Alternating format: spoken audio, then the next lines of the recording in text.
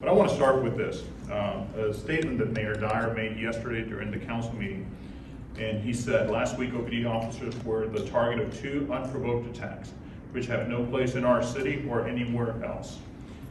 Every day our officers risk their lives to keep our community safe, and I want to remind OPD officers that our city council appreciates them and our community appreciates them, and that we're grateful for their commitment and dedication to protecting us all. The mayor, the council members, obviously very supportive of our officers, and also something that he said, the community overall supports our officers. This is not about our officers being targeted constantly. Is when these situations do occur and we have the information that we're going to share with you, I think it's an opportunity to educate everyone on what we're confronting, our officers are confronting out there. I also want to report that the officers are doing good. One of them, as a matter of fact, the one who had almost had his eye taken out, he actually reported to work the following day. He wanted to make sure he was there for the rest of his squad. Obviously, he understood that not being there would be a gap that someone else would have to fill. That's the type of dedication our men and women at the Orlando Police Department have to serve and their commitment to serve our community. So, the individuals that were involved in the shooting, take a look at this. 25 felony charges for the first one, and I'm going from left to right. 0 convictions. The second, 22 years of age, 9 felony charges, 0 convictions. The 19-year-old, first time arrest. The 27-year-old, 40 felony charges, 9 felony convictions.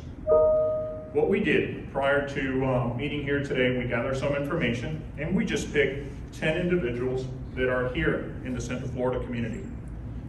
Look at this.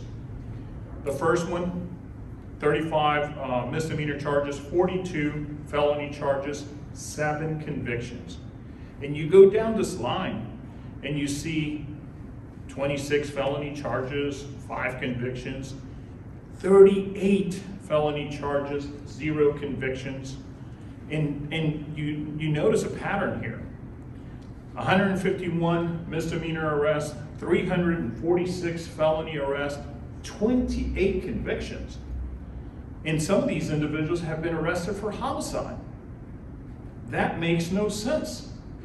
So we do believe in second chances. We believe that individuals who sometimes get into the judicial process should have the right and should have a path that puts them aligned with what all of us in our society want and expect from our citizens, to be law-abiding. But when it comes to individuals like this, who have a history of committing so many offenses, to include homicide, and yet some of them are still out there among us, that should be a concern for all of us. The list of these individuals, thankfully, the majority of them, 9 out of the 10, are at the Orange County Jail right now. Why? Because we took a strong stand against individuals who were involved in shooting incidents, that type of activity, and with the FBI, FBI, Orange County, the Orlando Police Department, and other agencies, we were able to get these individuals arrested, and now they're in jail. But what good will that do if they go through the process and they don't get convicted? That is the question that I think we all must answer.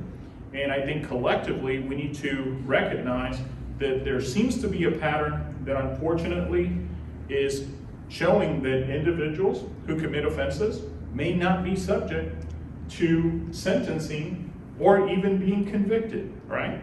So the only ask that I have is that nothing happens overnight, but that we pay close attention to the individuals that are creating havoc, a small percentage of our population that are creating havoc, but when they do go out there and commit these very serious offenses, that we hold them accountable for what they have done.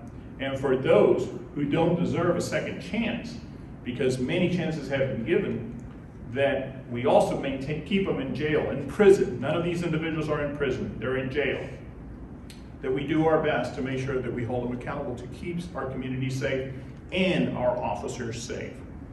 with that, I'll turn it over to you for any questions that you may have. Chief, who are you talking to? Who's to hold them accountable? The state attorney's office? I'm not going to be here pointing the finger at the state attorney. The state attorney, as a matter of fact, State Attorney Burrell, one of the first phone calls that I received was from her office as soon as this incident occurred. And they said, whatever it is that we must do in order to hold these individuals accountable, we're here for you, right? I think this is not a problem specific to Central Florida or our circuit. This is an issue that is happening in many parts. The issue, though, is that a lot of people don't even realize how many of these offenders are out there who have been arrested for numerous crimes that, you know, would make you question how in the world did they get through a process where they were not held accountable for their actions, right? So really the message here is that, yeah, that we should monitor our local cases, but we, as society, that we also demand that individuals who meet a certain criteria not be allowed to walk out. I know I'm not an attorney, I'm not a judge. I know that, you know, you have to have the specific to get someone convicted, but when plea agreements are being arranged and charges are being reduced, we need to keep an eye on those. We need to make sure that individuals who have committed offenses, and again, if they have a long history, they can't have those type of opportunities. Because what message is that sending? What is the message that is sending to other offenders out there? That, you know what, if you get arrested, you may take a ride, you may go to jail for a little bit, but doesn't necessarily mean you'll be spending a lot of time behind bars. So you end up spinning your wheels, the whole department. It's frustrating at times. That is not gonna prevent us from our continued commitment to make sure that whenever we have an opportunity to arrest these individuals for offenses they have committed, that we do our part. We're gonna continue to do our part, but we have got to make sure that the rest of the system is aligned with what the community's expectations are, which is, I believe, and it should be, that individuals who have these type of histories, that when they go through the judicial process, that they get convicted, and also when the convictions are there, that they get the proper sentencing. Chief, COVID played a part a little bit in this because of all the cases that were kind of backlogged. They were giving pleas and, you know, kind of double crossing some of these smaller ones. Do you hope that that gets back on track moving forward? So I think COVID has been used to excuse a lot of things. Look at the age and look at the number of convictions that these individuals have had. This has been ongoing. This is not something that just happened. I know that historically our country did not get it right when it comes to, you know, certain sentencing applications that were put in place. And we understand that the times have changed and we must adapt to that change quickly, right? That we must do things right, that we must create a path for second chances for individuals. But some of these just don't make no sense. How is it that you're gonna get arrested? Let me use one example here. 38 times, felony charges, 0 convictions. How is it that you've been arrested for a homicide and yet you still find a path that leads you to not be in prison and not get convicted? I mean, our detectives do amazing work when it comes to holding people or finding individuals responsible for offenses. But we're doing our part. We just need the rest of the system to do it. Now, I will announce this, that again, I mentioned a little while ago that we believe in second chances and we must do our part to create programs and a path to help individuals, right? So Operation New Hope is an example of that. They have worked in Fort Myers, they have worked in Jacksonville, South Florida. Recently they approached us. It's a pretty neat program. It's ready for release and ready for work. They have like a 4-week academy where they put individuals who are at risk or who have been arrested to try to put them in the right path to, again, become good citizens, right? So there's that program. We are going to announce one that has a connection with the National Network for Safe Communities at the John Jay College. Is a group violence intervention program. The city has funded our ability to do this, and we're going to be making a formal announcement soon once we get everything in order. But the program is intended to identify individuals who are at risk, individuals who have been obviously out there committing offenses, but to come in and give them a fresh start. Here we are, we're gonna put all the services that you need in place. We want you to embrace this program. We're gonna help you, and this is what it could yield. But it's also very specific. We're gonna help you. This is track 1. Here's track 2. If you choose to continue on that path, we're gonna do everything that we can in our power to make sure we hold you accountable for your actions. So it is a reset, a fresh start for anyone who wants to receive the help that we're willing to give them. But when they refuse that help, when they do not learn the consequences from past experience, the consequences for their actions, then we have got to take a strong stance against individuals who are potentially killing people or involved. All of these were involved in gun violence incidents. We have got to send a clear message. When you see and report 0 convictions, is it because they didn't go to trial and the charges were dropped, or they went to trial and they didn't have the evidence to carry it forward? I do not know that. We didn't go that far into these, and it's a very good question. Was it the lack of evidence? Was it because they pled, to a lesser charge?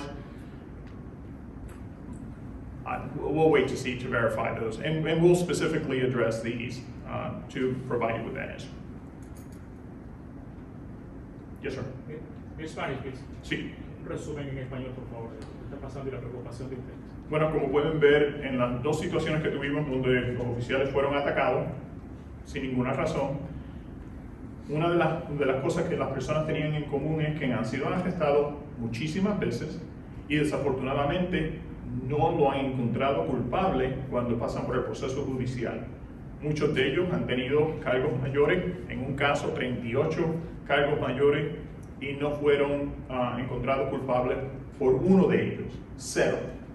La pregunta que se hizo antes fue, bueno, ¿es porque no hay la evidencia suficiente para poder encontrarlo culpable, o es porque quizás obtuvieron una penalidad menor para decir, you know what, no tienes que ir a la cárcel por esto? No sabemos, pero el problema que estamos viendo es que muchas personas han sido arrestadas, nuestros oficiales están haciendo una gran labor arrestando personas, pero el sistema judicial no está encontrando a las personas culpables o no lo están sentenciando por mucho tiempo en la cárcel. ¿Qué hay detrás de esto? ¿Es odio contra la autoridad? No creo que no. Lo que creo que es que la comunidad quizás no entiende o sabe lo que está ocurriendo, porque es una cosa una agencia de policía arrestar personas, es otra cosa el sistema judicial continuando ese proceso y haciendo lo correcto cuando una persona debe ser sentenciada por algo que hizo o cometió.